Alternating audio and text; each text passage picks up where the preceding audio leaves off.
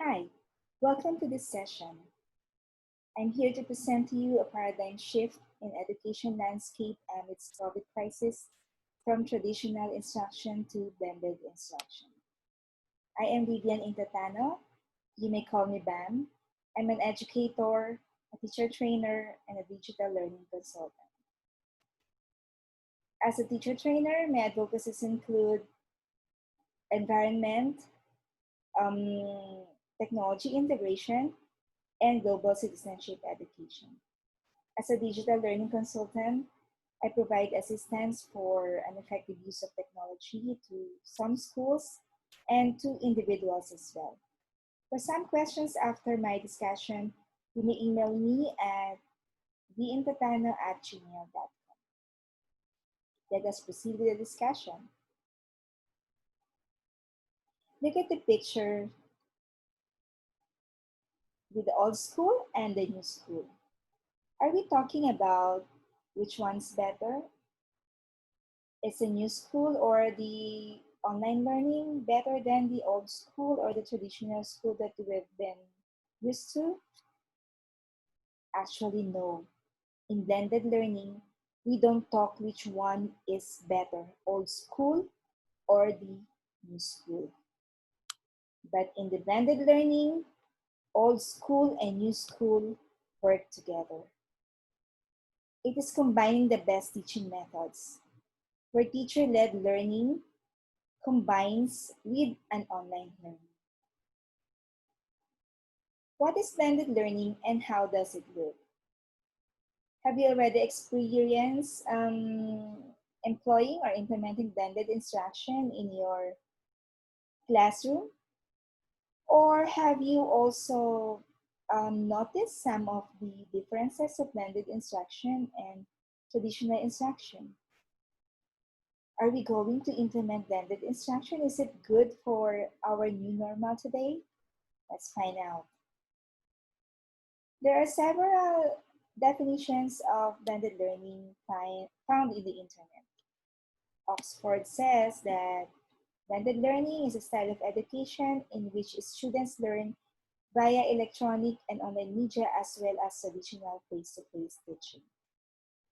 According to Schoology, blended learning is a pedagogical strategy by which students learn via a mixture of face-to-face and digital instruction. Research also says that it's an approach to learning that combines face-to-face and online learning experiences. Ideally, each, both online and offline, will complement the other by using a particular strength.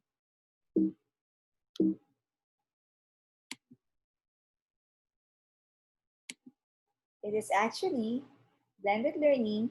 When we talk about it, we're talking of the online resources plus face-to-face instruction or live instructor or session with live instructor equals to a more personalized environment.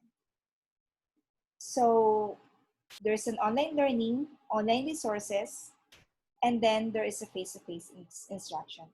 Combining them together, we have blended learning. TeachThought.com talks about the different models of blended learning. So I will just discuss some of these which are commonly used in our classroom. I remember when I enrolled in an online course for my chemistry class, I attended a blended learning. So it's a pure online coursework. However, when needed, especially during lab activities, we also have face-to-face session with our professor. It's a blended learning. And then in my PhD class, we also had the blended learning. We have asynchronous discussion with our professors and classmates, and then we also conduct classes on a regular basis inside the school. So let's talk about the different blended learning models. First is the station rotation blended learning. This model allows students to rotate through stations on a fixed schedule. So it happens inside the classroom. Students provide different stations where one of them is the online learning. So the teacher will divide the class into groups. Others are doing activities in different stations, and others are also doing their activities in an online learning. So one station is an online learning. Another one is a lab rotation blended learning. It's similar to station rotation blended learning. However, this is done in a computer laboratory room. Students are also divided into groups and they rotate in different stations inside the laboratory where they conduct the online learning. Another one is the blended learning, or this is called the enriched virtual learning. It's focused mainly on completing online coursework while meeting with the teacher only as needed. So there is also a face-to-face learning, but it is only done if it is needed. Just like with my online course, where it's purely finishing the coursework in an online platform, and then we meet only during exams or during lab work. So as needed, there's a face-to-face instruction. The next one is flex blended learning model. It's an online learning wherein it is the backbone of student learning. The students move on an individual, customized, flexible schedule among learning modality. And in this particular model, teachers provide face-to-face support on a flexible and adapted as needed basis. And it is done through activities such as group instruction, group projects, and individual tutoring. In a flex blended learning, the schedule is more flexible. The flipped classroom blended learning is another model which is familiar to most of us as educators. It is a model where we provide content to our students which will be studied at home or viewed at home. So there can be videos or some online content that can be studied at home, and then questions will also be answered at home. And when students go to the classroom, with the help of the teachers, students can check for understanding if they have correct understanding of what they have learned from the video or any online content. And then assessment is also done in the classroom. So it's a flip. Instead of doing the activity in the classroom and then the homework is at home, so the activity is done at home, and then the answering of the questions will be checked and corrected inside the classroom. The next one is individual rotation blended learning. It's just the same model as that of the station rotation. However, it is done in individual phase, or it is done in students rotate on station but on a scheduled date, and it is done individually. Self-directed blended learning. It's a combination of an online and face-to-face to guide their own personalized inquiry and connect with the teacher. So it's more on individual. So again, it's a combination of an online and face-to-face. So these are the different models of blended learning. Which of the models that I have discussed are you familiar with? Which are those that you have already implemented? Most of the teachers whom I talk with, they already use free classrooms. They also experience flex blended learning. What about you? Which do you think will be fit in this time of COVID-19, wherein we'll be facing new normal? Is it good for us to still do the station rotation blended learning? Of course not. As long as we're going to have a face-to-face and an online content, we are now doing, or we will be doing, a blended learning. But we have to be careful with how we are going to use or implement a particular model. Because remember, we are in a new normal. We will be in a very abnormal situation when we open or during the opening of our classes. So moving on, let us discuss what is the importance of the blended learning, or what are its advantages. Blended learning provide environment for students where they will get individualized self-paced instruction. The students will work on their own time, on their own pace, at their own places, of course, and then they have the time also to reflect on their work.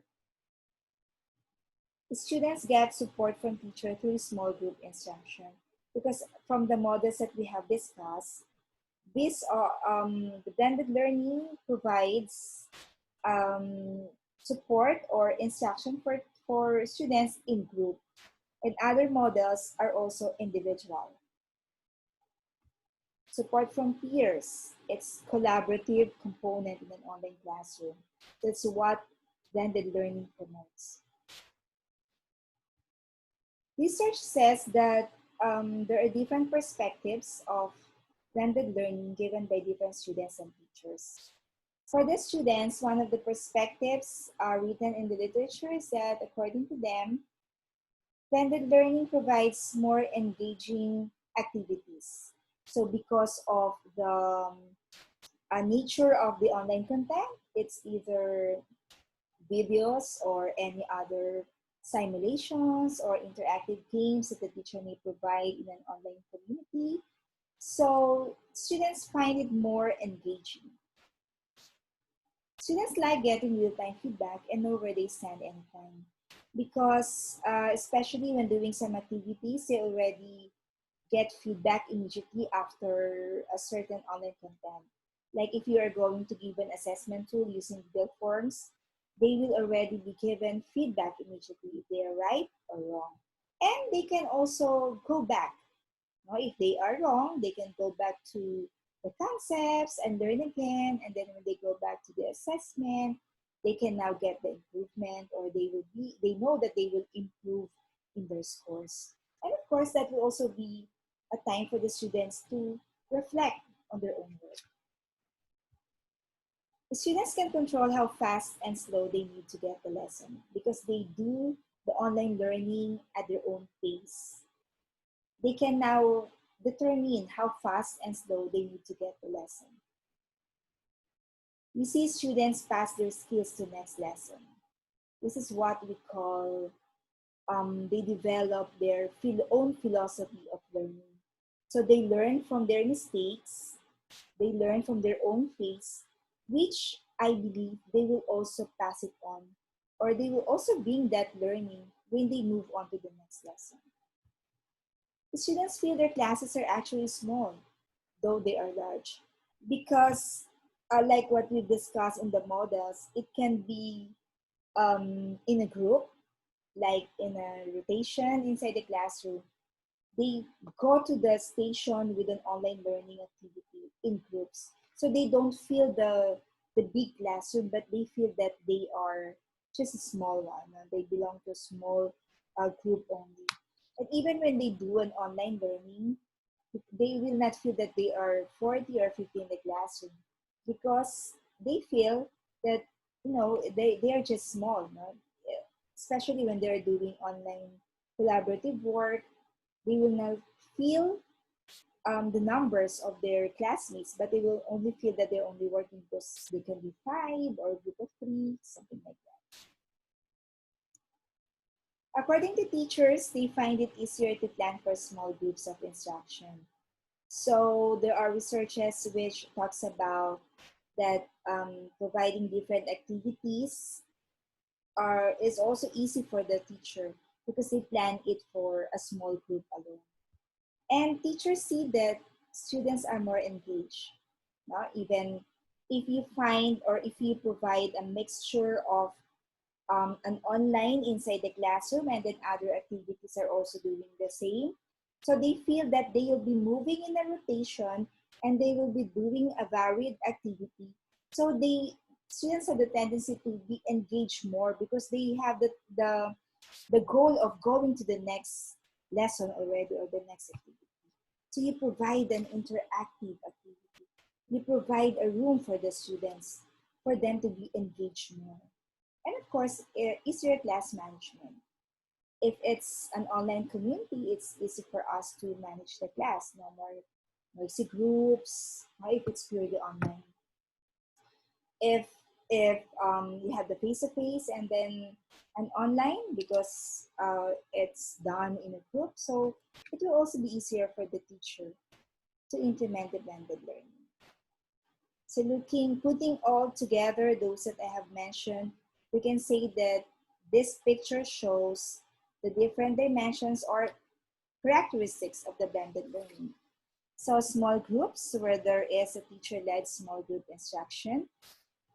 Collaborative provides room for student-student interaction, not only a teacher-student interaction, but it may improve the student-student interaction.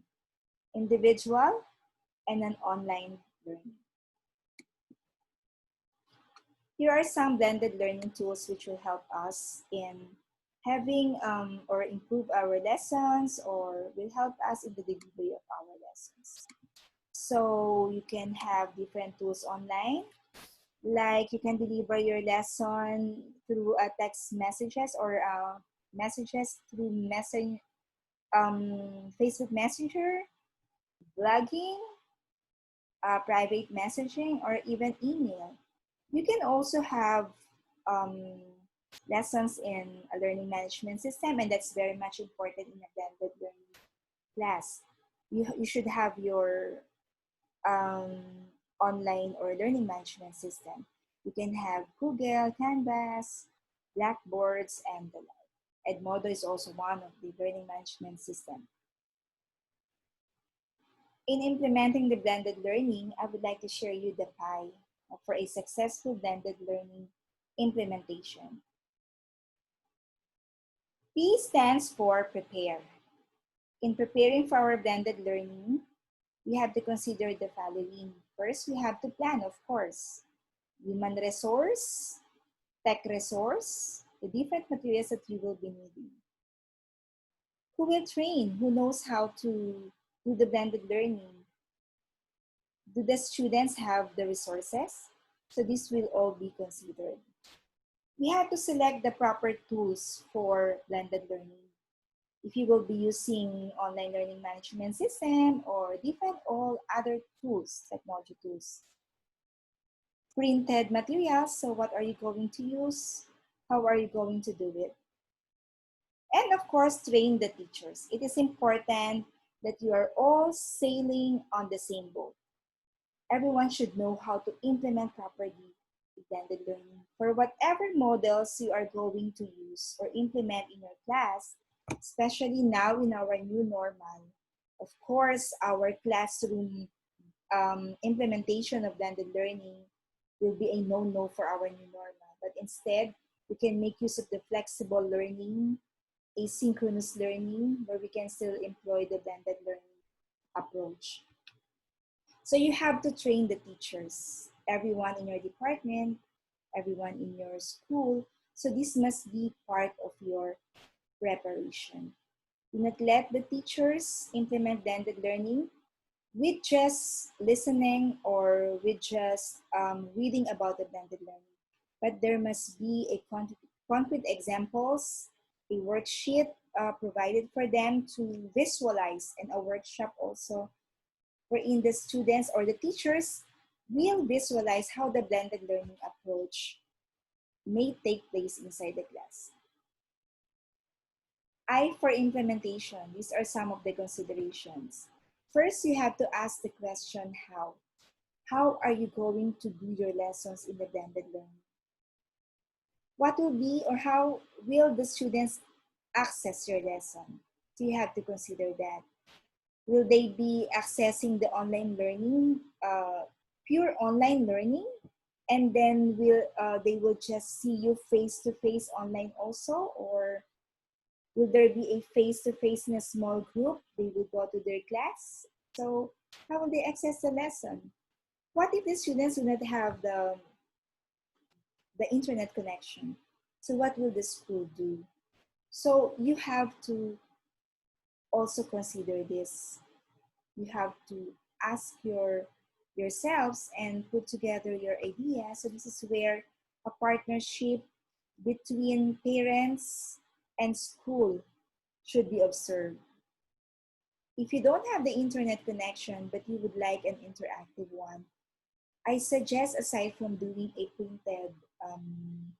printed module, ask who among the students have the computer or iPad, wherein they can also have some of the interactive modules or learnings that you can provide for them. So you can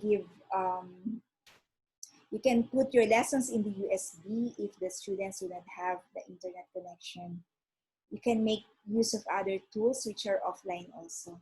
So in that case, although it's not purely an online, students will still have a chance to do the interactive activities that you will also do, that you will also provide. So that is where the planning of the teachers, the careful planning will take place. No, it is very much needed for us to plan how will the students access the lesson. So online and then face-to-face. How will you do the face-to-face?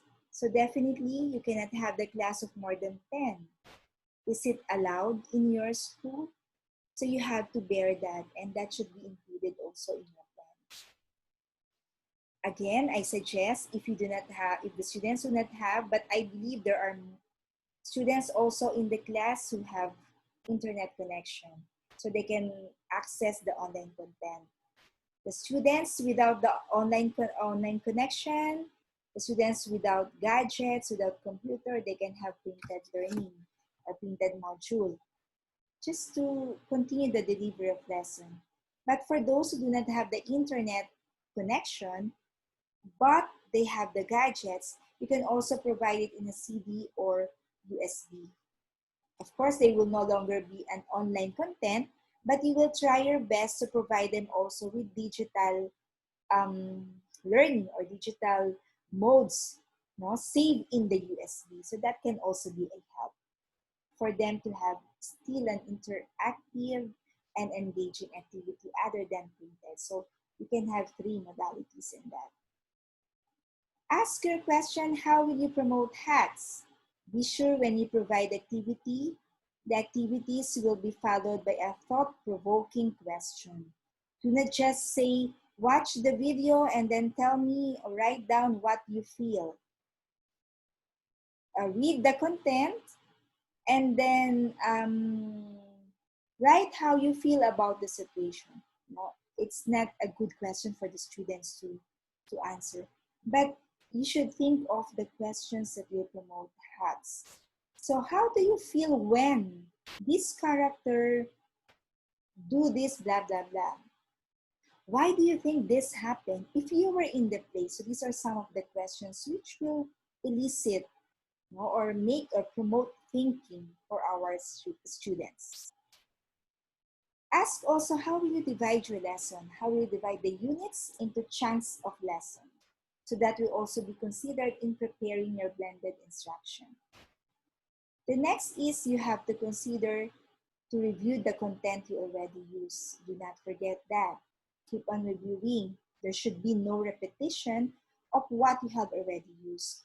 Or you can also, it should be aligned with the present situation. Do not use the last year's material in this year's lesson just because it is the same topic. Try to review the content. It must be aligned with the present situation, especially with our new normal. Use templates to save time, especially in preparing your PowerPoint. Do not forget that PowerPoint has its more power than doing it in a lecture one. You can also make your PowerPoint an interactive presentation, which you can also use for your students. I'm sure there are teachers in your division or your friends who know about how to make an interactive PowerPoint. Games can also be done in a PowerPoint presentation. So you have to explore in that because that can also help you. And if you already have the templates of that game, you can use that once a week, every once a week, so that students may also have engaging activities. Okay, for the last in our pie is E, evaluate. You always have to evaluate the methods that you have used or the tools that you have used. You have to check which one is still applicable. You have to get feedback from your students and feedback also among your fellow educators. So is this tool effective? What are we going to use for our blended learning in this particular topic? So you have to evaluate that at the end. And of course, you have to celebrate success. So after you provide feedback regularly, celebrate success. You can celebrate it with the students or with your fellow educators. Okay, remember my fellow educators, blended learning, when done right, will be more enjoyable and engaging for the students. Engaging our students is really our initial intention of providing blended learning and all other activities. But of course, our ultimate goal, or we don't only stop with just engaging our students, but also we provide activities through blended learning which will transform and improve the learning process. Always remember that effective use of technology depends on the hands of creative and passionate teachers like you. Thank you very much and mabuhay po tayong lahat.